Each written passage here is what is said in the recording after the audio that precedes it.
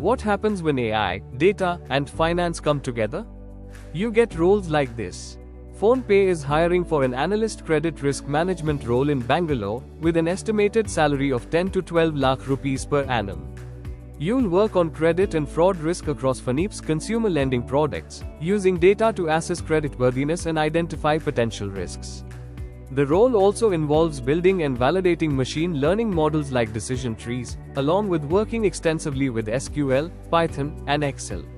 You'll also collaborate with product, data science, engineering, and business teams to turn your analysis into actual risk strategies.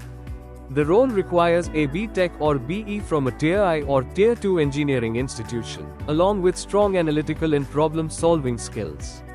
If you are interested in fintech, machine learning, and data-driven decision-making, this is definitely one to check out. Explore the opportunity on Unstop.